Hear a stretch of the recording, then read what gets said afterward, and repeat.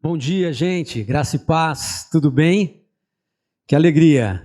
Casa cheia dentro dos protocolos, né? Nós só podemos ficar aqui com o distanciamento e agora na bandeira amarela até 60%. Mas nós não estamos aqui nem com 35%, tá? Antes nós colocávamos 300 pessoas aqui e nós estamos em cerca de uns 100 e pouquinho, tá bom? E eu quero reforçar a necessidade do cadastro, gente. Nós temos aqui um cadastramento prévio que precisa ser feito, tá bom? Então vocês de casa, principalmente os irmãos de casa, por favor, não venham para a igreja sem se cadastrar, ok? Nós temos aí isso no site e também nas nossas redes sociais aí, ok? Muito bem. O pastor falou sobre a nossa série, Previna-se, e nós vamos entrar num tema novo aqui. Pedir para colocar aí para nós, por favor. Previna-se contra a omissão. Será que a gente precisa se prevenir contra a omissão, gente? Será? Talvez você pense assim, mas eu sou tão quietinho, eu não dou trabalho para ninguém. Eu entro, saio, ninguém me percebe. Sabe, eu não ajudo, mas eu também não atrapalho.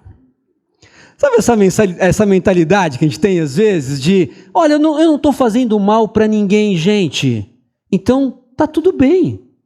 Será que essa é a ideia bíblica? Será que essa é a ideia que Deus tem para nós sobre isso? Vamos dar uma olhada nesse tema então? Em primeiro lugar, vamos dar uma olhada então no conceito. Vamos lá. Se funcionar aqui. Ok. Significado então de omissão: falta de ação no cumprimento de um dever. Opa! Então, luz amarela aí. Não dizer ou deixar de dizer algumas coisas, não fazer ou deixar de fazer algumas coisas, ausência de atenção e de cuidados, negligência, ausência de ação ou de reação. Então, o conceito de omissão ele não é muito positivo. Deu para perceber que não é uma grande virtude a ser buscada, né? Agora, a hora que a gente vai para a legislação brasileira, além de não ser uma virtude desejada, em alguns momentos se torna um crime a omissão. Vocês já pararam para pensar nisso? Olha só, na justiça trabalhista, isso tem um nome, chama desídia. Quando o funcionário não cumpre com as suas obrigações. Isso ele é penalizado e pode ser até demitido. Na justiça criminal, se você souber de algo e não denunciar, você se torna um cúmplice. Isso também está no Código Penal. Na questão mais civil, administrativa, os entes públicos que não fazem a sua função, eles estão prevaricando. Isso é sinônimo de omissão. Na questão familiar, nas varas familiares, no conselho tutelar, existe a negligência parental. Quando os pais não cuidam dos seus filhos como deveriam. Isso não está no Código Penal ainda, mas ele tem consequências sobre a guarda das crianças. E no Código Penal existe também a omissão de socorro. Quando nós podemos socorrer alguém e não socorremos, isso está enquadrado no Código Penal. Então, na legislação brasileira, muitas vezes omissão é crime. Bom, e na Bíblia, qual é o nome para isso? Pecado. Texto áureo de Tiago diz o seguinte: pensem nisto, pois, quem sabe que deve fazer o bem, quem sabe fazer o bem, foi iluminado para fazer o bem, e não faz, comete pecado.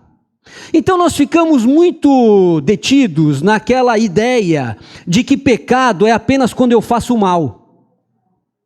Percebem? Eu estou pecando quando eu falo mal de alguém, eu estou pecando quando eu faço uma injustiça, quando eu cometo algo, um delito. Então isto é pecado. Na teologia nós chamamos isso de pecado de comissão. Nós estamos cometendo algo ilícito. Mas tão grave quanto é quando nós sabemos fazer o bem e não fazemos. E aí é o pecado da omissão.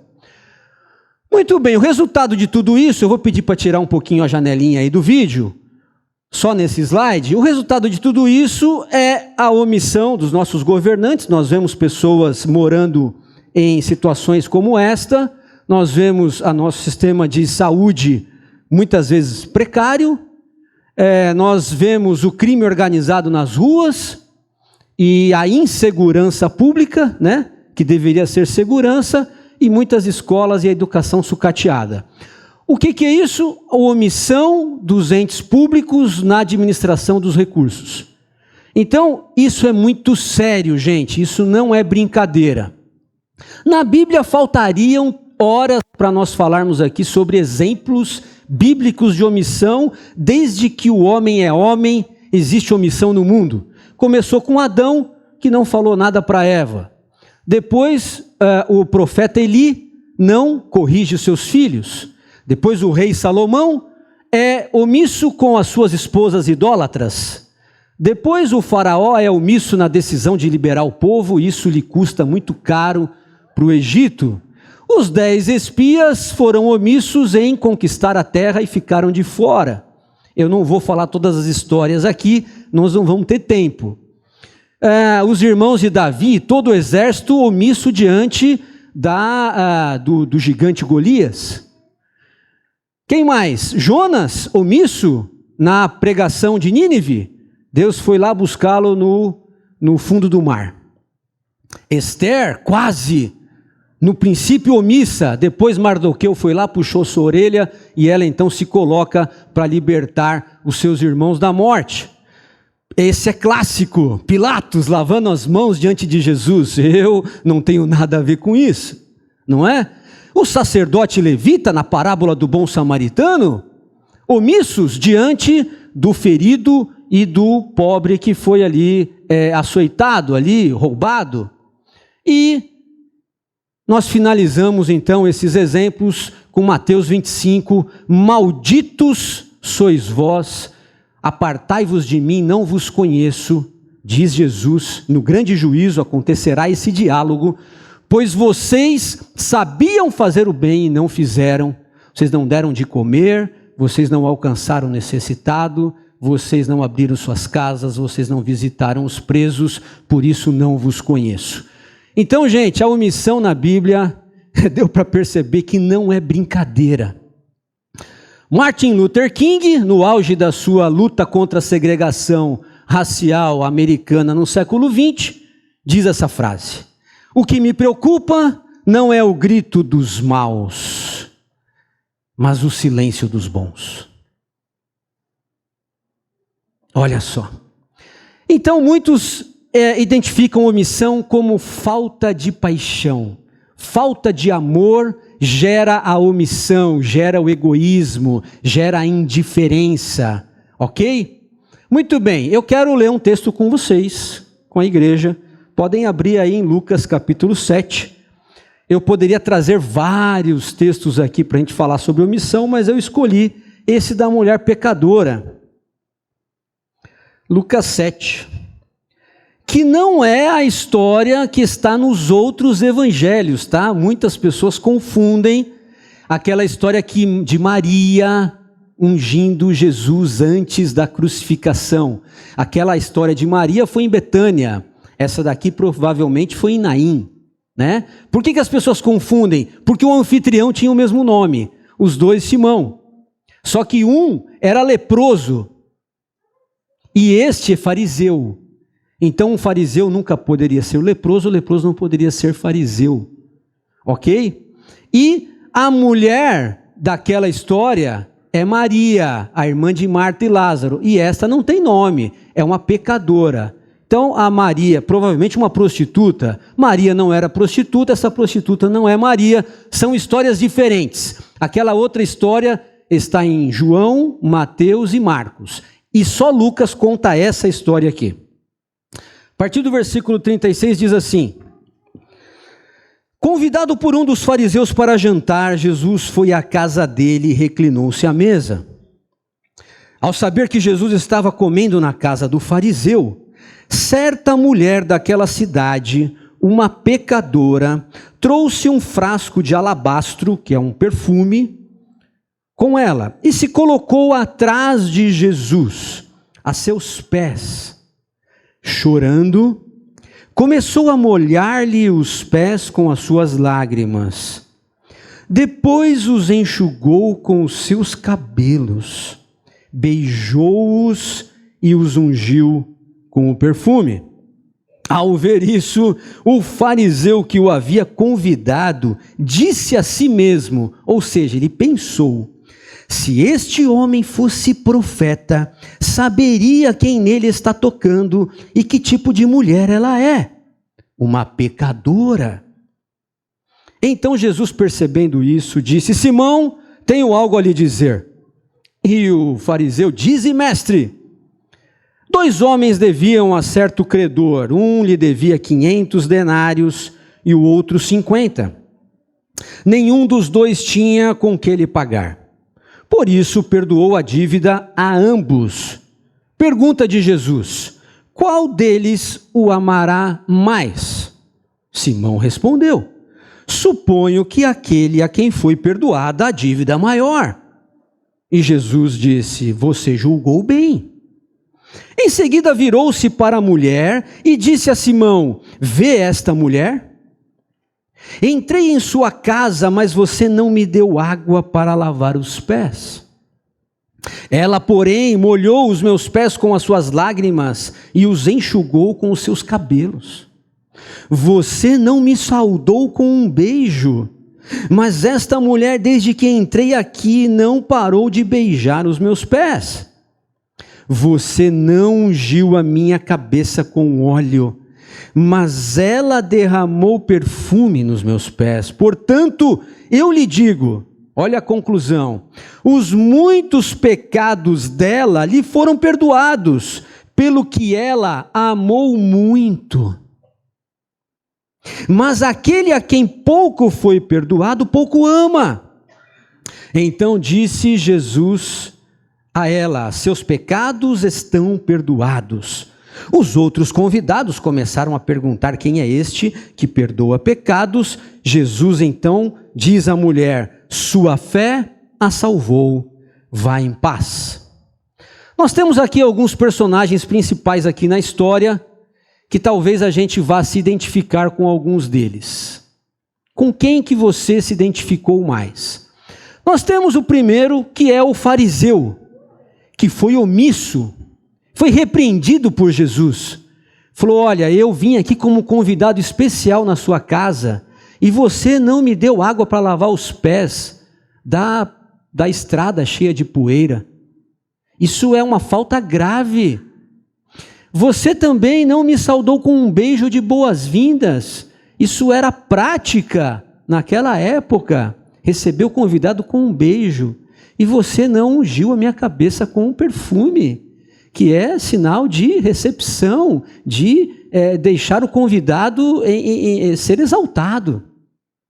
Então, o Simão, você foi omisso, está dizendo aqui Jesus. Então a gente vê o Simão, que era um fariseu, crente, vamos trazer para os nossos dias hoje, tá? Simão fosse hoje no século 21 aqui, do Brasil. Ele seria crente, provavelmente um teólogo, né? Porque eles estudavam muito, conhecia as escrituras como ninguém, talvez muito melhor do que todos nós aqui. Ele não só era assíduo na escola bíblica, como ele era o professor. Percebem? E se ele tivesse um pequeno grupo, ele seria o líder. Ele seria o líder do PG. Então olha só o cenário de Simão, que está sendo repreendido por Jesus. É um dos caras que mais conhece a Bíblia na igreja, é um dos caras que não perde um culto, está em todos, não é como a gente, que às vezes a gente dá umas escapadas.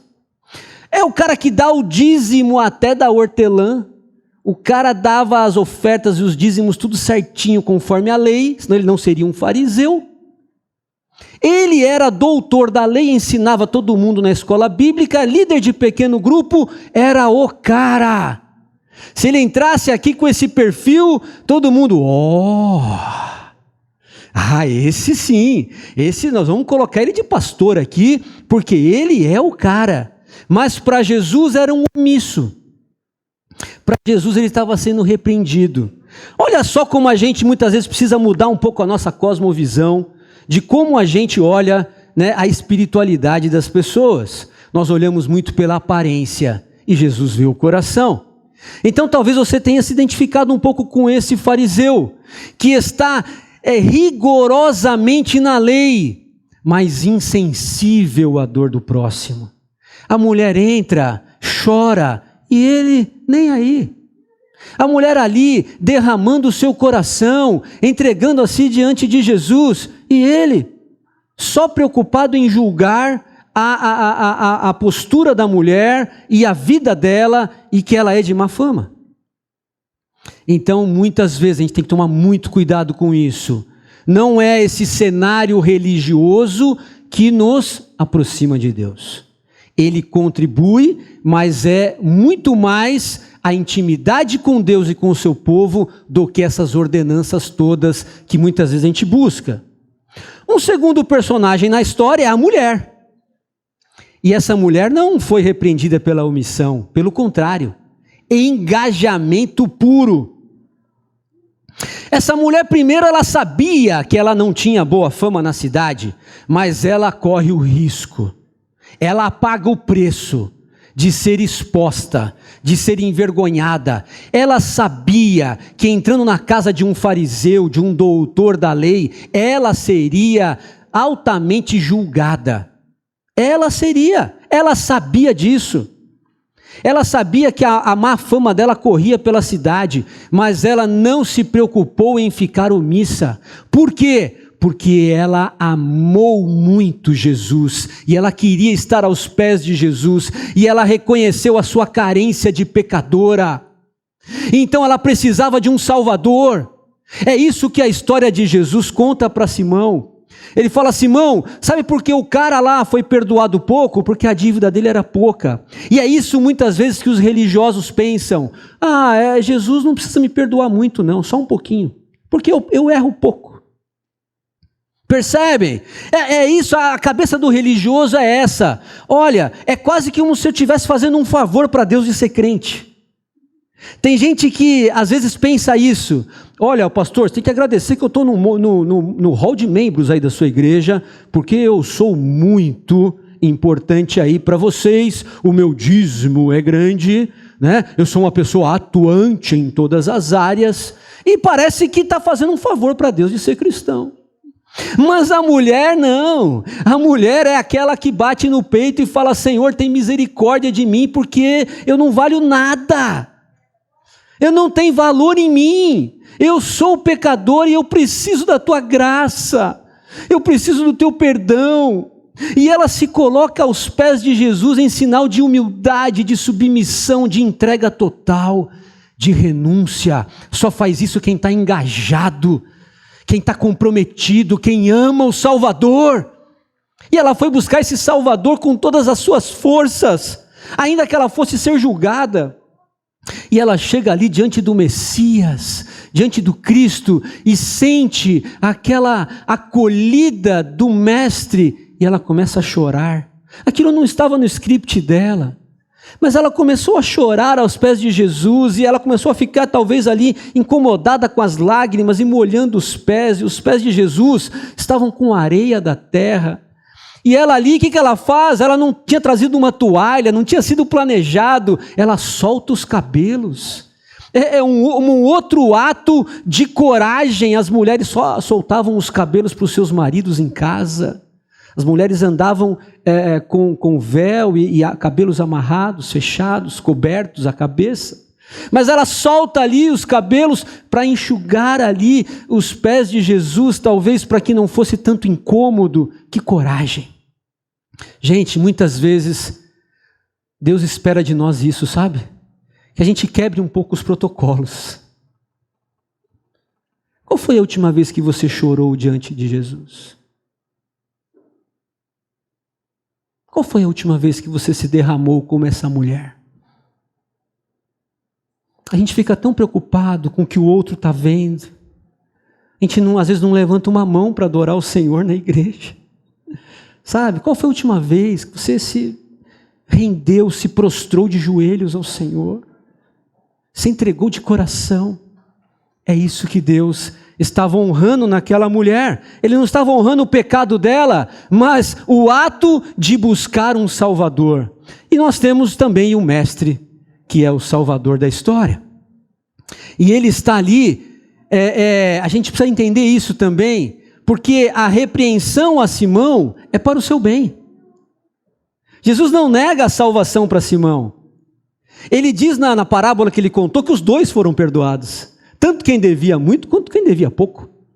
Então ele estava ali oferecendo salvação, correção para ambos. Tanto para a mulher que estava numa vida pecaminosa, que precisava de ser santificada, quanto para o fariseu legalista que estava numa vida de aparência e que precisava ser liberto. Então, a salvação de Deus alcança todo homem. Não importa o seu pecado, não importa o seu estágio. Não importa com quem que você se identificou nessa história. Ambos precisam de perdão, ambos precisam de um mestre salvador. Se omissão é a falta de paixão, engajamento é muito amor. E é exatamente isso que Jesus conta na história. Aquele que muito ama, muito é perdoado. E esse está muito engajado. Porque só uma pessoa totalmente engajada, ela corre os riscos do amor. Porque tem riscos amar as pessoas. Tem risco, você precisa sair da sua zona de conforto para isso. Você precisa investir tempo na vida das pessoas. Você precisa abrir mão, muitas vezes, de um conforto pessoal. Não é fácil amar pessoas. As pessoas, elas te agridem. As pessoas, elas são ingratas. As pessoas, muitas vezes, elas não reconhecem o que você faz. E se você estiver fazendo as coisas apenas para receber elogios, então desista. Você será frustrado. O amor e esse engajamento é a Deus e não pelo reconhecimento das pessoas. Muito bem, então, já que entendemos que omissão é algo sério, vamos falar agora de engajamento. Vamos colocar na prática agora o que é ser engajado. Eu trouxe 3 cenários aqui. O primeiro é a família. Como eu, cristão, posso estar engajado, amando muito a minha família? Como? Primeiro, copiando a Cristo e sendo um exemplo a ser seguido. Esse é um dos papéis nossos na nossa casa. Nós precisamos ser um exemplo. Aquela história, faça o que eu digo e não faça o que eu faço, não é um ditado cristão. Pelo amor de Deus, não repitam isso. Isso é um ditado de quem quer se omitir, de quem quer fazer a coisa certa. Nós precisamos ser exemplo em tudo que fazemos e que falamos. Uma outra forma de estar engajado é quando eu me comprometo com a formação completa dos meus filhos. E o que é isso? Formação completa dos filhos. É não só botar a comida dentro de casa, mas ver também o que ele está comendo. Ou eu vou encher o armário de salgadinho, sorvete, biscoito e refrigerante. É assim que a gente forma a educação física dos nossos filhos? Não. Né? Isso vai gerar doenças, vai gerar problemas no futuro. Não só pagar a escola e o material escolar, mas também acompanhá-lo nos estudos. Saber como ele está, saber como está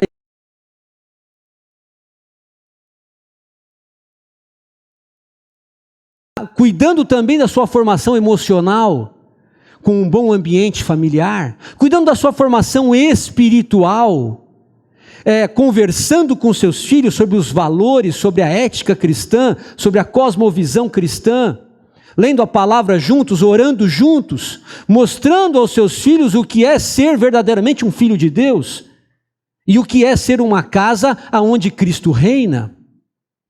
Então a formação completa dos seus filhos, ela é muito mais do que apenas a provisão financeira. Saibam disso.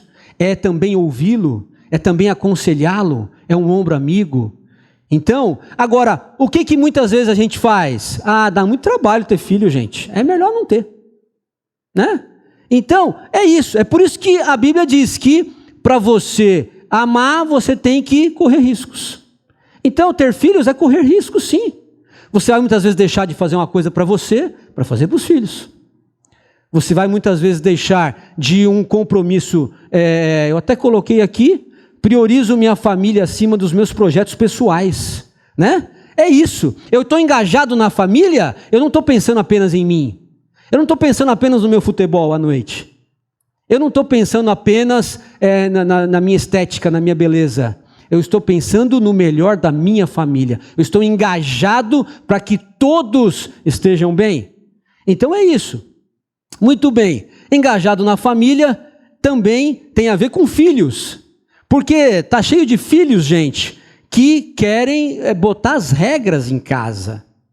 Eu quero dizer uma coisa para vocês, filhos que moram com os pais. A casa não é de vocês. Vocês estão lá por enquanto, de passagem. A casa é dos seus pais. Entenderam? Então, nós quando somos filhos, nós temos que respeitar os nossos pais com amor. Nós temos que honrar os nossos pais que estão fazendo o possível para nos criar. E nós não temos que entrar em atrito e conflito com as regras que os nossos pais colocaram, porque a casa é deles. Agora, quando você tiver a sua casa, a sua família, os seus filhos, aí você estabelece a sua rotina. Agora, por um outro lado, tem muito pai omisso, que não se posiciona com os filhos. Eles ficam refém emocionalmente dos filhos. Porque eu não quero que o meu filho saia de casa, então eu não vou repreendê-lo. Porque eu quero dar o máximo de conforto aqui. E aí você vê filhos com 25, 30, 35, 40 anos na casa dos pais, como se tivesse uma vida normal. Não que isso seja errado, mas gente, nós, os pais, precisam criar os filhos para a autonomia, para a independência, não para ficar dependente de nós o resto da vida. Tem alguma coisa errada aí. Então esse é o ciclo da vida. Nós estabelecemos famílias e criamos filhos, e os nossos filhos estabelecem famílias e criam seus filhos, e esse é o ciclo da vida. Então pais precisam ter a sua posição. Um homem engajado, um marido engajado é o líder da sua casa. Ele não é omisso nas suas decisões. Ele não é omisso. A mulher engajada, ela está apoiando a liderança do seu marido com todo respeito.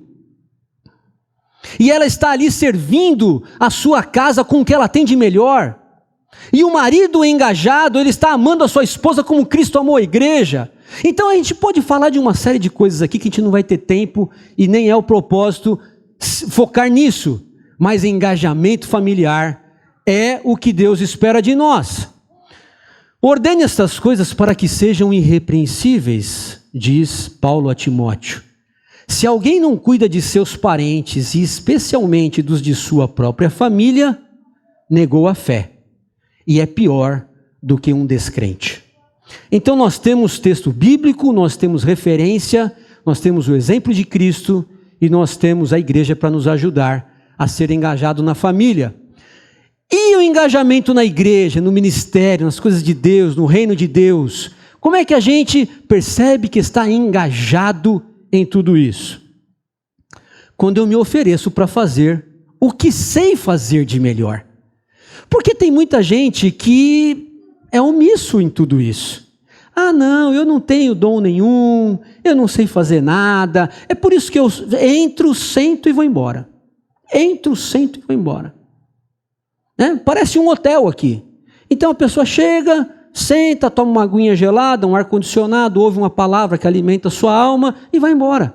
E não serve, não faz nada, não ajuda no corpo. Isso é omissão, queridos. Por quê? Porque não tem ninguém aqui que não possa fazer qualquer coisa, que não saiba fazer algo de útil, né? Se você canta bem, então venha se oferecer aqui ao Oséias, ao Edson, venha usar a sua voz para louvar a Deus.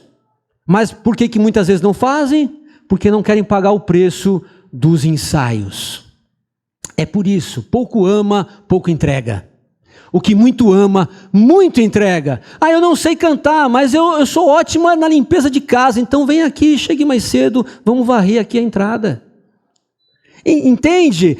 Mas eu não sei fazer isso também, não estou bem, minha coluna tal, mas eu adoro contar história para as crianças, então você vem aqui nos ajudar a contar história para as crianças. Não, eu sou um cara bruto, eu não sei conversar com as pessoas, então vem me ajuda aqui a carregar algumas coisas que precisa carregar durante a semana. Mas não falta oportunidade para quem quer servir. Não, eu sou o cara da tecnologia, então vai ali para a mesa ali de tecnologia e vamos trabalhar na nossa transmissão pela internet. Gente, engajado, faz o que tem de melhor. E esse cara que está engajado, ele vai compartilhar os seus recursos, ele não vai reter. Tem muita gente que pensa assim, olha, eu não vou dar o dízimo esse mês, não vou dar oferta porque eu estou precisando tal, e vai que falte, né? E tem muitas pessoas também que não vêm servir aqui, porque também falam assim, trabalhei a semana toda, estou super cansado, preciso descansar. Aí a semana que vem ele está mais cansado ainda. Na outra semana, ele está sempre cansado. Sabe por quê? Porque na obra de Deus, meu querido, quanto mais você dá, mais Deus te capacita.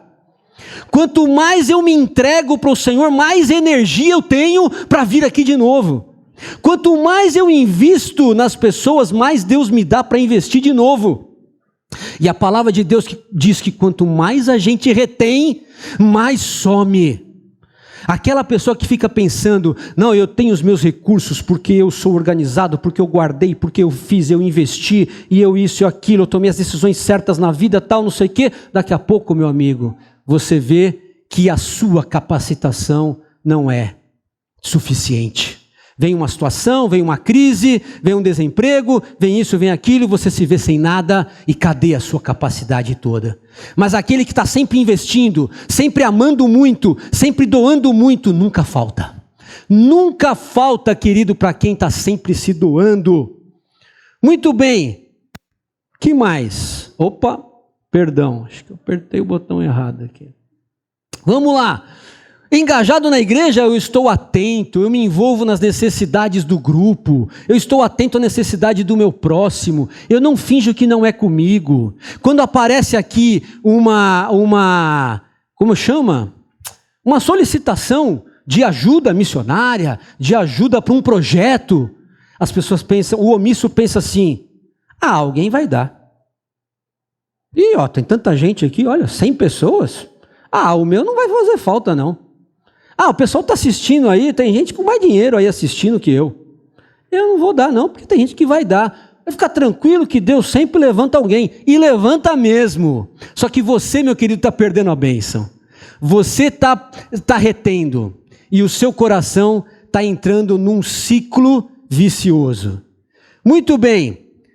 Eu então, quando eu estou engajado, eu participo ativamente dos projetos, eu participo das decisões da igreja, eu venho nas assembleias, e eu falo, pastor, vamos tomar uma decisão, vamos para frente. Sabe por que tem pessoas que não falam nada para nós? Porque eles falam assim, dá de o pastor me chamar para tocar isso, hein? Não vou nem dar ideia. Porque é isso que ele vai falar. Você está dando a ideia, irmão? Então vem com a gente, vamos fazer juntos. Não é que legal? Se a pessoa está dando uma ideia, porque aquilo tocou no seu coração, então a gente fala, vem comigo, eu abraço com você esse projeto, vamos juntos. Aí o omisso, cara, ele fala assim, não vou nem dar essa ideia, dá de o pastor me colocar para tocar isso daí, eu vou ficar quietinho que eu não quero trabalho, eu quero ficar na minha, eu já faço muito, já cuido da minha casa, eu não quero sarna para se coçar. O engajado está disposto a sacrifícios pela comunidade. Sabe por quê? Porque muito ama. O que muito ama, muito entrega. o que muito ama, muito faz. Texto para isso? Apeguemo-nos com firmeza à esperança que professamos, pois aquele que prometeu é fiel. E consideremo-nos uns aos outros para incentivar-nos ao amor e às boas obras.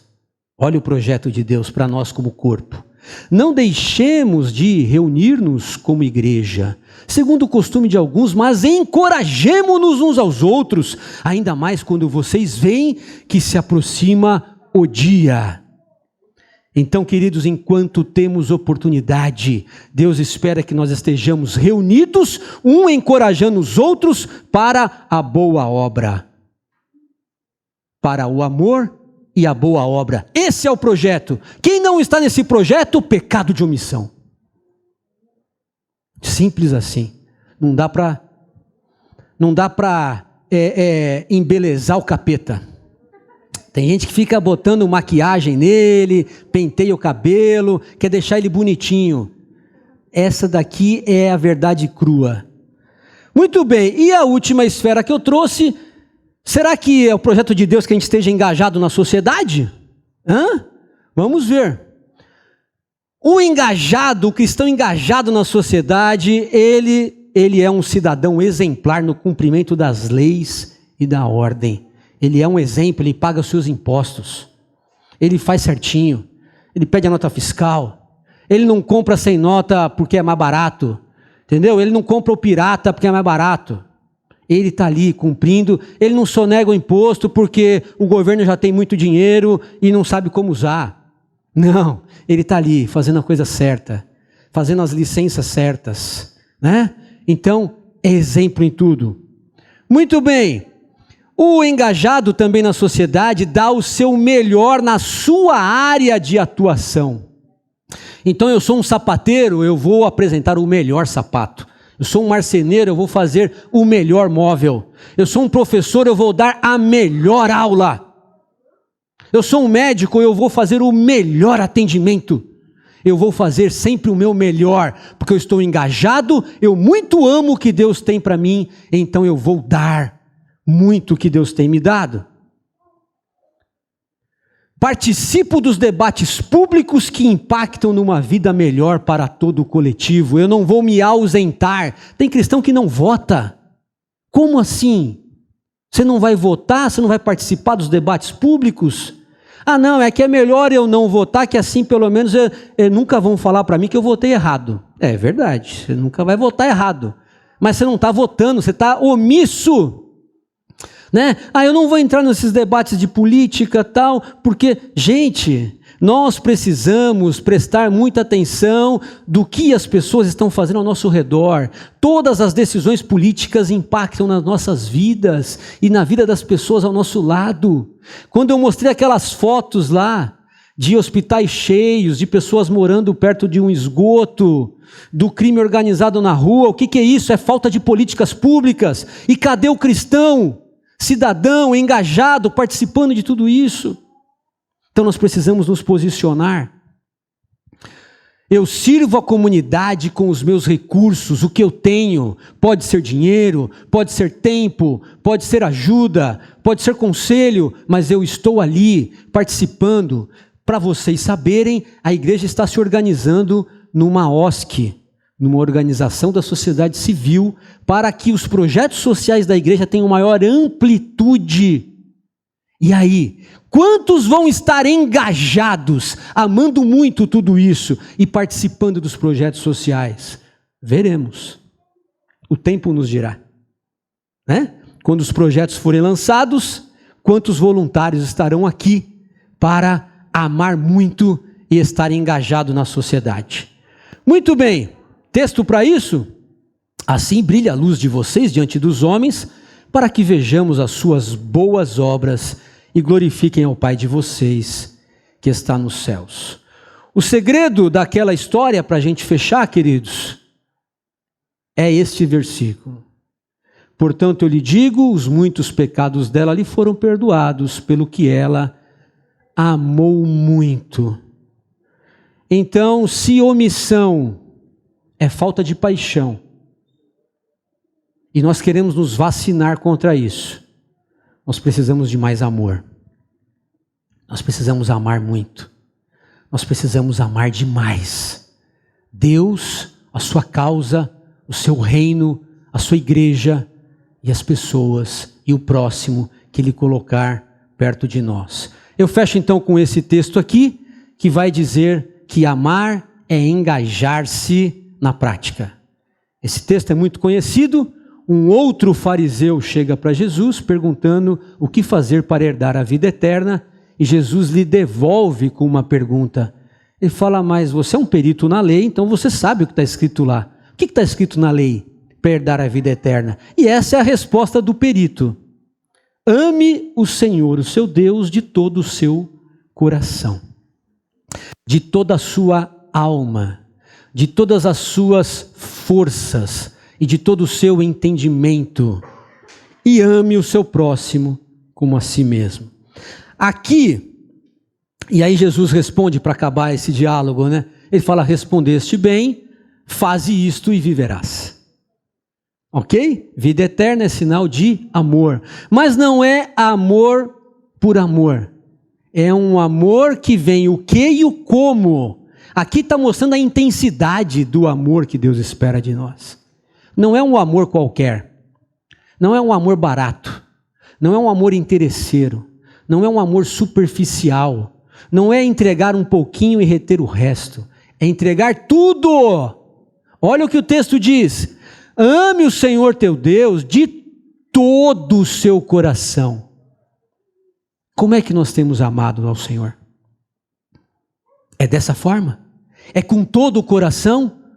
Ou a gente tem amado com reservas?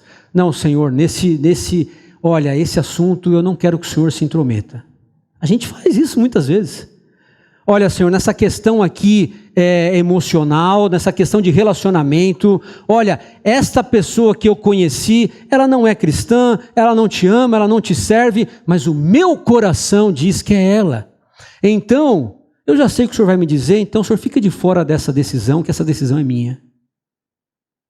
Ou outros que querem amar a Deus, mas retêm o bolso. Não, Senhor, na questão financeira, quem cuida dos meus recursos sou eu. Porque eu que estou trabalhando, sou eu que acordo cedo, né? Sou eu que aguento lá o patrão, o cliente, o chefe. Então, quem cuida do meu dinheiro sou eu. Eu vou te servir na igreja, mas a questão financeira o Senhor não se intromete. Nós queremos colocar Deus em caixinhas. Ou Deus é tudo na sua vida, ou Ele não é nada. Saibam disso. Não dá para servir a Deus parcial. Por isso que Ele diz, olha, ou você é quente, ou você é frio. Morno, eu vou vomitar da minha boca. Então é tudo.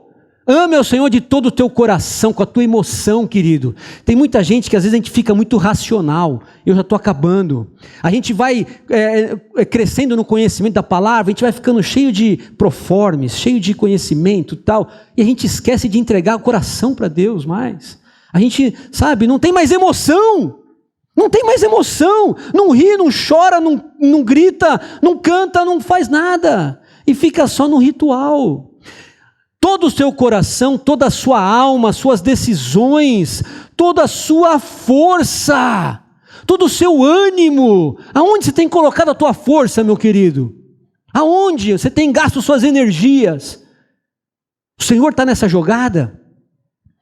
E todo o teu entendimento, todo o teu intelecto, ame o teu próximo como a si mesmo. Eu quero já chamar aqui os queridos que já vão cantar, nós já vamos para a ceia. Eu acho que a gente cantou uma música aí, um refrão bacana, né? Me derramar, dizer que te amo. Se a gente puder repetir isso daqui, só agora rapidinho na oração, enquanto a gente já se prepara para a ceia, você em casa. E aí, enquanto o louvor está bem baixinho, vamos fechar os nossos olhos, vamos pensar no Senhor. Fale com Ele agora, meu querido. Talvez você se identificou com o fariseu, talvez com a mulher pecadora. Todos nós precisamos do Salvador. Talvez hoje é o seu dia de você se render a Ele de todo o teu coração. Não seja omisso nas decisões da sua vida. E essa é a decisão mais importante que você tem. Reconhecer que precisa de um Salvador. Talvez hoje seja esse dia. Deus tocou no teu coração. O Espírito Santo de Deus te convenceu. Você fala: Senhor, eu preciso me render a Ti. Há alguém que quer tomar esse passo hoje de fé, de coragem, de rendição total ao Senhor? Levante a sua mão. Todos estão com os olhos fechados. Aqui não é para expor ninguém. Na verdade, todos nós um dia já fizemos isso. Mas é uma decisão importante. Não seja omisso. Você tem que tomar as decisões. Deus te deu responsabilidade humana. E essa é uma delas. Talvez você esteja muito identificado com o fariseu. Você precisa de mais paixão. Você precisa de mais amor. Você precisa de mais entrega. É agora. Fale com Deus. Fala: Senhor, me perdoe. Senhor, eu não quero ficar, Senhor, como um ritual. Eu quero Te servir, Pai, com paixão. Quero me derramar aos Teus pés. Quero chorar, Senhor. Eu quero enxugar, Senhor, os Teus pés. Eu quero beijar a Ti, Senhor, todos os dias. Recebe, Senhor. Recebe. Obrigado, Pai, pela Tua palavra, Deus. Eu tenho certeza que o Teu Espírito, Senhor, nos tocou nesta manhã. Nós possamos, Pai, estar mais atentos, Senhor, àquilo que o Senhor espera de nós. Nos perdoa, Senhor, por tantas vezes sermos omissos. Sabemos fazer o bem e não fazemos. Nos ajuda, Pai, a sermos intencionais na vida dos nossos irmãos e das pessoas que o Senhor colocar à nossa volta.